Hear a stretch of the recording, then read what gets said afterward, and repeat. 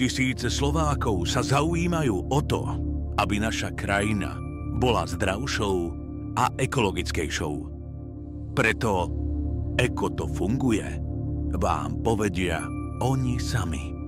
Ahoj, volám sa Igor a verím, že odpad sa v budúcnosti nestane problémom, ale súčasťou riešenia. A poviem o tom aj vám.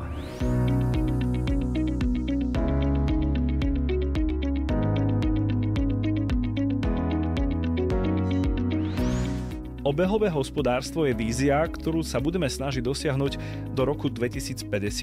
Teda, že namiesto takého tradičného modelu výrob, použi, vyhoď sa bude klásť dôraz na udržateľné využívanie zdrojov s minimum odpadu. Európska komisia v roku 2020 predstavila naozaj ambiciózny plán premeny hospodárstva na obehové.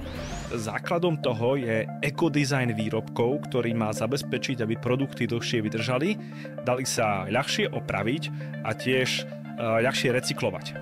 My ako spotrebitelia zároveň budeme mať právo na opravu, čo predĺži životnosť výrobkov a zníži dopyt po tých nových.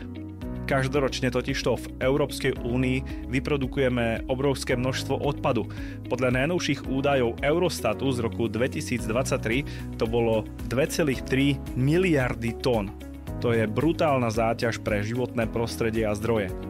Vývoz odpadu do tretích krajín sa síce postupne znižuje, ale takisto ešte stále je to veľký problém. V roku 2021 totižto vyprodukoval každý Európan v priemere 189 kg odpadu. Na Slovensku sme v roku 2022 zrecyklovali približne 38% komunálneho odpadu a aj keď je to lepšie ako v minulosti, tak stále zaostávame za cieľmi, ktoré si stanovila Európska únia, a to je asi 55% odpadu do roku 2025. Jedným z najväčších problémov celej Európy je recyklácia textilu, pretože toho sa recykluje asi iba 1%. Našťastie my, ako Slovensko, sme lídrom v recyklácii plastových obalov, a to samozrejme vďaka zálohovaniu. Vďaka tomu sa u nás vráti do systému takmer 70% plechoviek a plastových fliaš. Európa sa zameriava v podstate na takých 7 kľúčových faktorov vrátane plastov, textilu, elektroniky a stavebníctva. Cieľom je minimum odpadu z týchto odvetví a podpora recyklácie. Do roku 2030 by všetky textilné výrobky na trhu Európskej únie mali byť vyrobené z recyklovaných materiálov a nemali by obsahovať žiadne škodlivé látky.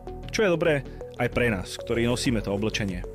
No ak sa pýtate, čo môžeme urobiť my, tak redukovať spotrebu, kupovať len to, čo naozaj potrebujeme a vyberať si výrobky s dlhou životnosťou.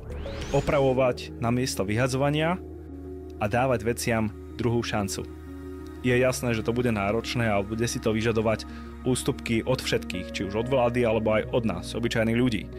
Ale každý z nás môže prispieť k budovaniu udržateľnejšej budúcnosti. Na to by sme nemali zabúdať.